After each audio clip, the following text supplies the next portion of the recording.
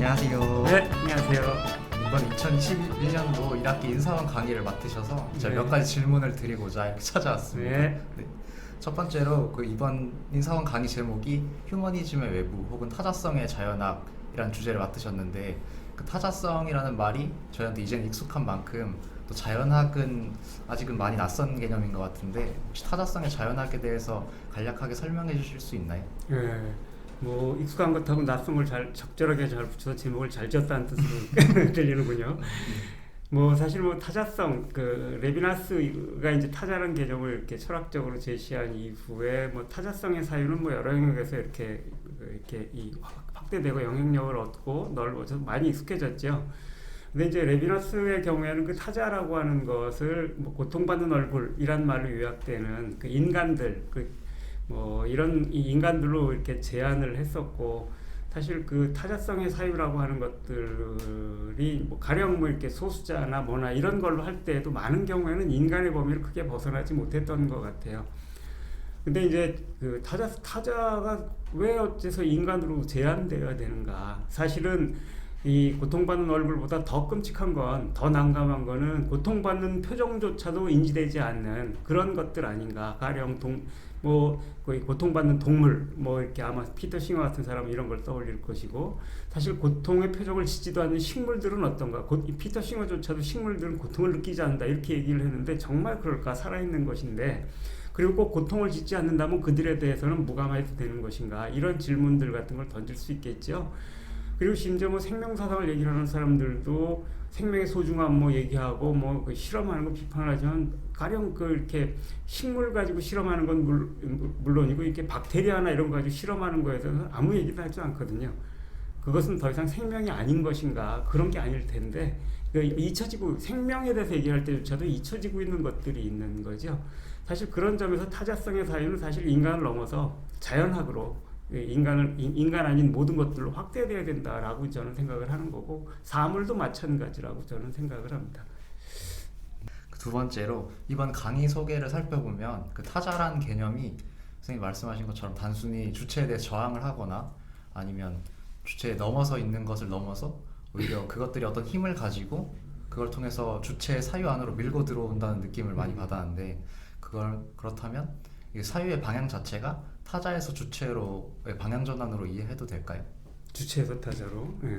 근데 이제 그렇죠. 뭐 사실 이렇게 타자의 윤리학이라고 얘기를 하든 뭐 타자의 타자의 사유 뭐 이런 식으로 얘기를 할 때, 보통 이제 그렇게 타자가 주어가 돼. 그러니까 주체는 그렇게 주어는 주체고, 그 타자라고 하는 것은 대상. 그런 점에서 타자성의 윤리학이라든지 뭐 이런 것들은 통상적으로 이 윤리학이나 이런 것에서 타자는 통상적으로 이렇게 대상이었던 것 같아요. 그래서 타자에 대한 윤리학, 타자에 대한 존재론 뭐 이런 식이었던 것 같아요. 근데 그거야말로 사실은 타자가 여전히 타자인 채 남아있는, 사실 거기서는 타자가 아니게 되면은 타자성의 윤리학 자체가 붕괴되어 버리는 난점이, 그런 아이러니 같은 게 있어요. 뭐 말할 수 없는 서발턴으로 얘기할 때도 마찬가지인데, 근데 이제 그 반대, 왜 끝까지 끝내 그 말할 수 없는 자들은, 타자들은 그 타자의 윤리학을 얘기할 때도 이렇게 그 대상으로만 남아있는가. 저는 거꾸로 이렇게 타자가 주어가 된 그런 의미에서 타자의 윤리학, 타자성의 윤리학, 타자성의 존재론 이런 것들을 시도해야 된다라고 생각을 하고, 그리고 사실 그런 점에서 그 타자성이라고 하는 것은 그 동정과 연민에서 그렇게 마음 좋은 주체가 이제 동정과 연민을 해주는 이런 대상이 아니고, 그 주체에게 그 당혹스러울 정도로 밀고 들어가서 주체로 하여금 이렇게 물에 빠져버리게 만드는 이런 것이 되어야 된다라고 생각을 하고, 그런 점에서 주체와 타자의 분할을 와해시키는 이런 것이 타자인 거지, 주체와 타자의 그 게임에서 언제나 그 동정과 연민의 대상이 되어 있는 이런 타자, 이거야말로 사실은 타자를 계속 타자하는 방식일 수 있지 않은가라는 이런 생각에서 이제 그런 문제의식이 중요하다고 생각을 합니다. 그러면 타자성의 자연학 혹은 존재론에서 그 외부라고 하는 개념이 제목에서 쓰신 것처럼 굉장히 중요한 철학적 함의가 있을 것 같은데, 혹시 외부에 대해서 간략하게 설명해 주실 수 있나요? 뭐 외부라는 말은 사실 뭐 이렇게 이미 이제 뭐 푸코나 블랑쇼나 아니면 들레즈나 뭐 이런 사람들이 이렇게 오래전에 사용을 했던 개념이기도 합니다. 근데 이제 저는 이제 그 사람들이 사용한 개념들을 이렇게 제 나름대로 이제 받아서 전용을 한 셈인데, 예전에 이제 그렇게 이 철학의 외부라는 그 책을 내면서 이제 서문에다가 유물론이라고 하는 것은 외부에 의한 사유다, 뭐 이런 식으로 이렇게 간단한 정의를 제시를 한 적이 있었고, 그리고 그런 관점에서 이제 유물론이란 무언가에 대해서, 외부란 무언가에 대해서 계속 이렇게 천착을 이렇게 했었어요.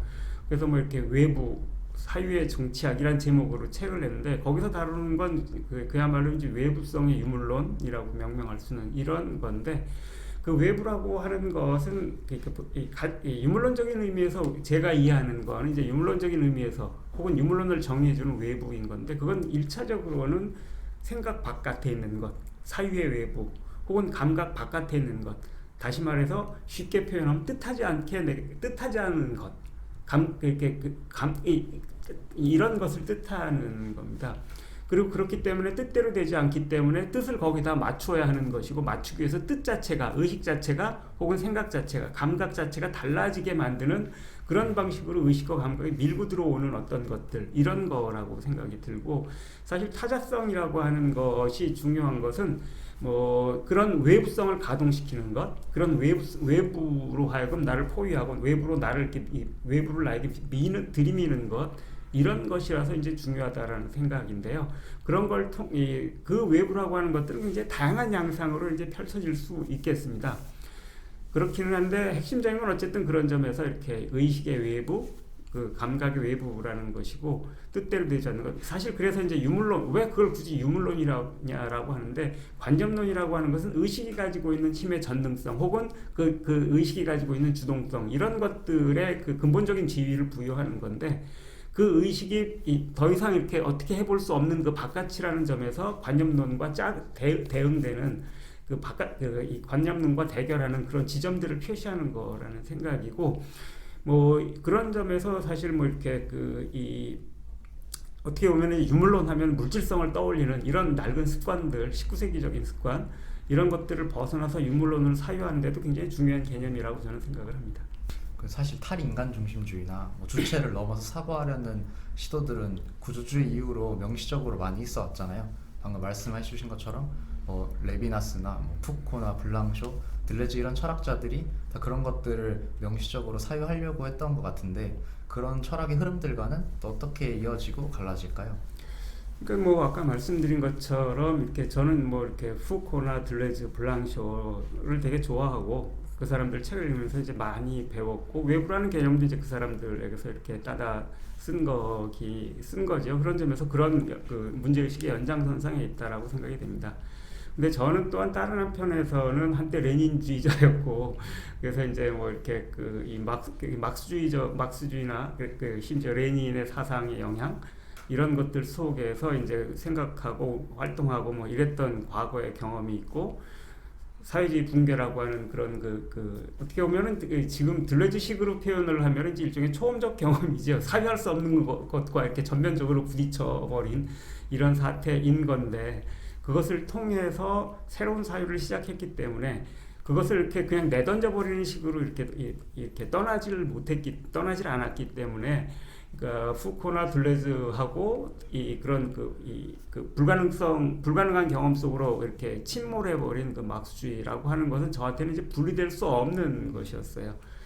그리고 이제 그런 지점이 그래서 이제 그 양자 아주 다른 그 두 사유의 흐름들이 이렇게 합류하고 부딪히는 그 지점에 이제 제가 이렇게 있었다라고 저를 이제 포지팅하려고 했던 셈이고, 그리고 그런 점에서 외부라고 하는 이 사람들의 개념을 가지고 막스주의의 그 중요한 개념이었던 유물론이라고 하는 것들을 재정의하려고 하면서 그 외부와 유물론이 합류하는 지점, 이런 지대를 만들고자 했던 셈이고, 그 지점에서 이제 이 양자의 사유가 섞여드는 것들, 이런 것들을 통해서 이제 어떻게 보면은 이렇게 양자로 환원되지 않는 무언가가 이렇게 생성될 수 있다라고 생각을 했던 셈이고, 그 지점이 이렇게 계속 제가 이렇게 아까 말씀드린 것처럼 외부라는 개념을 갖다 썼던 그 사람들로부터 그 사람들을 조금 더 이렇게 방향을 바꾸면서 이렇게 다른 방향으로 더 밀고 나가줄 수 있는 그런 방식으로 그 사람들에게 외부라는 개념을 되돌려 줄 수 있는 그런 그 요소들이 있지 않은가라고 이제 스스로 생각을 하고 있습니다.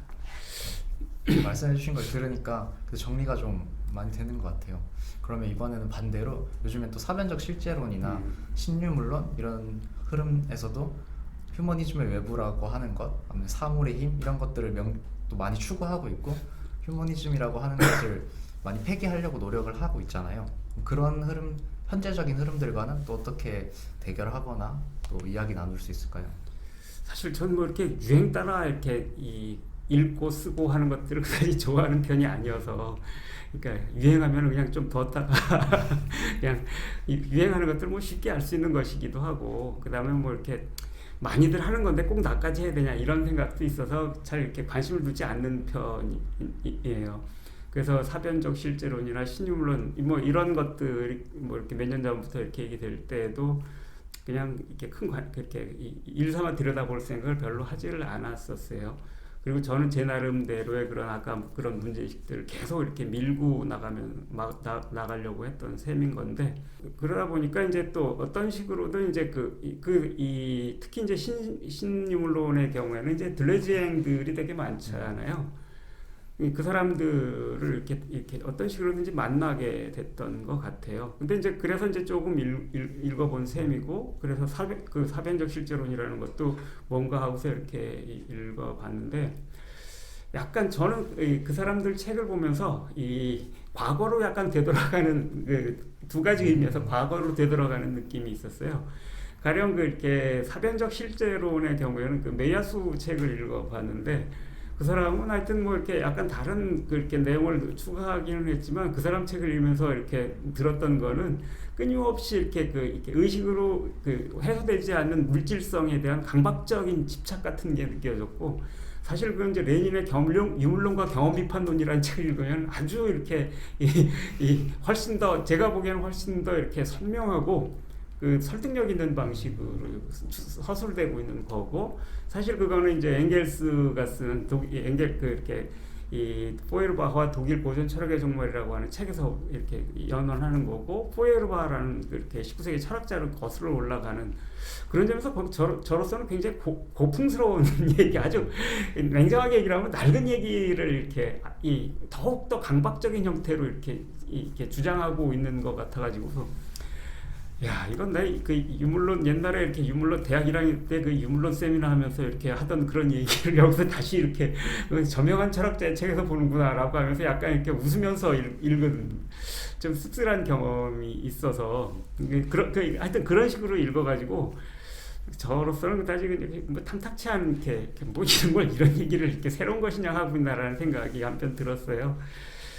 그리고 또 다른 한편에서는 이제 뭐 이렇게 신유물론이라고들 하기도 하고, 가령 누굽니까 이 잠재성의 과학가 쓴 사람 누구죠? 델란다가 델란다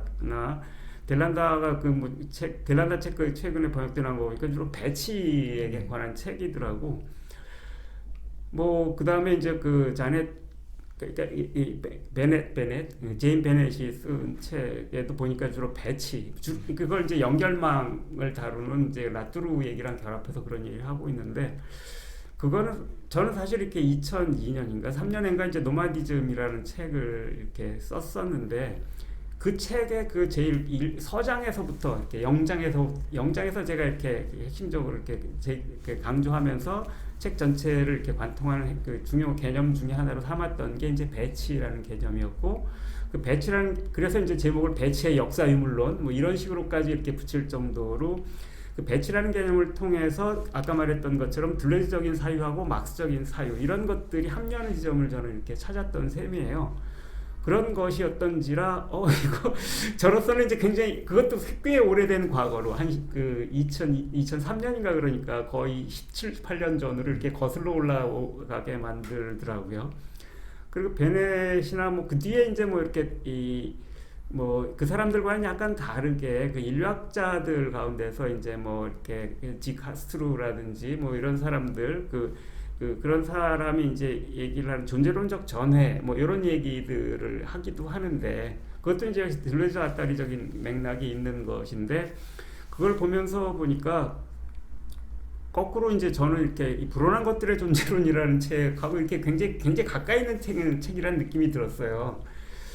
그래서 사실 저는 이제 그 김시종 선생의 시를 읽고 뭐 이러면서 이제 불온한 것들의 존재론은 이제 존재자의 존재론이고, 나는 이제 여전히 존재자의 존재론을 벗어나지 못했었고, 이제 그걸 따라서 존재의 존재론으로 존재의 심연 속으로 다시 들어가겠다라고 생각을 해서 떠난다고 떠났는데, 보니까 이게 아직 떠날 때가 안 됐구나.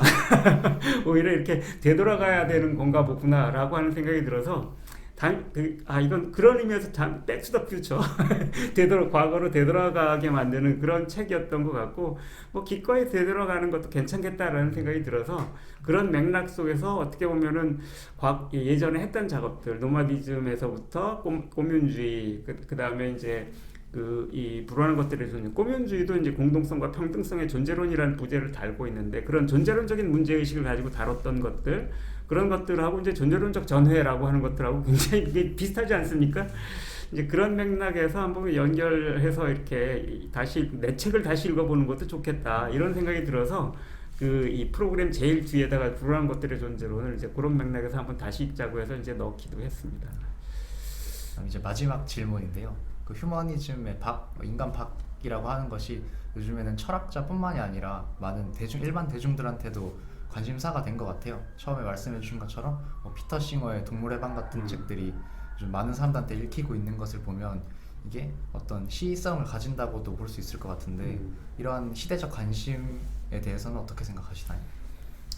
뭐 좋은 일이죠. 그러니까 사실은 이렇게 어떤 그 존재자들도 자기 중심으로 세상을 보는 것들은 이제 피할 수 없는 일이잖아요. 뭐 그런 것들을 비난할 수도 없습니다. 근데 이제 그렇게 됐을 때 문제는, 그렇게 자기 중심으로 보는 것만으로는 세상을 제대로 볼 수 없다라고 하는 것 때문에 자기 중심적으로 보는 것으로는 자기 중심적으로 볼 수 없다라고 하는 이런 그 역설 같은 게 발생합니다. 그래서 자기 중심적으로 제대로 보기 위해서도 자기를 벗어나서 보는 것, 그게 굉장히 중요합니다. 그래서 가령 뭐 이렇게 니체적인 투시주의, 제가 이렇게 작년에 했던 니체에 관한 책에서 이렇게 쓰기도 했던 건데, 퍼스펙티비즘이라고 하는 것들을 흔히 이제 각자 자기 관점에서 세상을 볼 수밖에 없다, 뭐 그런 의미에서 일종의 상대주의 같은 것을 해석을 하는데, 그건 퍼스펙티비즘이라는 걸 굉장히 이렇게 소박한, 니체 생각과는 굉장히 다른, 니체는 상대주의자가 절대 아니거든요. 이런 것으로 이렇게 엄한 데다 이렇게 귀속시키는 방식으로 읽는 것이라고 저는 생각하는데, 사실 그거는 어떤 포지션도 잘 보이는 게 있다, 그리고 잘 보는 게 있다라는 겁니다. 개구리는 개구리대로 잘 보는 게 있고, 인간은 인간대로 잘 보는 거, 새는 새대로, 새이기 때문에 잘 보는 게 다 있는 거고, 이게 다른 겁니다. 노동자는 노동자이기 때문에 잘 보는 게 있고, 잘 보이는 게 있고, 자본가는 자본가이기 때문에 잘 보이는 게 있는 거죠. 자기 입장을 노동자의 입장이든 인간의 입장을 이렇게 중요하게 여기고 고수하려고 할 때조차도, 마키아벨리식으로 얘기를 하면은, 훌륭한 군주는 인민의 편에 인민의 입장에 서서 세상을 볼 줄 아는 군주고, 훌륭한 인민이란 군주의 편에 서서 세상을 볼 줄 아는 사람이다, 이런 얘기를 한 적이 있는데, 이렇게 이제 퍼스펙티브를 오가면서 횡단하고 넘나들면서 이렇게 세상을 볼 수 있어야만 훌륭한 군주, 훌륭한 인민, 훌륭한 계급, 뭐 훌륭한 인간, 이런 것이 될 수 있다는 뜻입니다. 그런 것이 세상을 잘 보는, 그런 의미에서 자기에게 가장 이득이 되는 방식이 되는 것이고, 거기서 중요한 거는 여러 퍼스펙티브들을 이행하는 이행 능력이에요. 뭐 니체적인 방식으로 얘기를 하자 그러면, 건강이라고 하는 것은 이행 능력의 상실, 이런 거거든요. 가령 우리는 이렇게 언제나 보면 기분이 좋을 때도 있고, 가라앉을 때도 있고, 우울할 때도 있고, 떠 있을 때도 있는데, 이 어느 한 상태에 머물러서, 아무리 좋은 상태라 해도 행복감이 넘치는 상태에 계속 머물러 있으면 맛이 간 겁니다, 이거. 이 우울 상태에 계속 있어도 맛이 간 겁니다. 이런 것들을 넘나들고 이행할 수 있는 능력이 상실되면, 아무리 좋은 상태도 계속 지속되면은 그것들을 견디기 힘든 게 됩니다. 그런 점에서 이행 능력이 굉장히 중요한데, 여러 퍼스펙티브들의 이행 능력이 굉장히 중요하고, 그 점에서 휴머니즘을 벗어나서 이렇게 세상을 볼 수 있게 됐다라는 건 굉장히 이렇게 다행스러운 일이라고 생각이 됩니다. 그런데 이제 그 경우에조차도 휴머니즘의 보충물로서 그런 비인간의 관점에 서려고 하는 것인가, 아니면은 정말 비인간의 관점에서 인간을 도저히 이럴 수가라고 하는 지점까지 밀어붙이면서 보려고 하는 것인가. 사실 그런 점에서 굉장히 중요한 차이가 있을 수 있다고 저는 생각이 됩니다. 그런 차이들이 그런 차이들 나는 그래서 거기서 어느 지점에서 무엇을 하려고 하는가 이런 것들을 같이 생각을 하면서 보면 좋을 거라는 생각이 듭니다. 아마 더 자세한 내용은 선생님 이제 수업 들으면서 해소해 나갈 수 있을 것 같습니다. 강의 준비하시는 분들이나 고민하시는 분들에게도 좋은 답변 됐을 것 같고요. 오늘은 여기까지 하겠습니다. 감사합니다. 네, 감사합니다.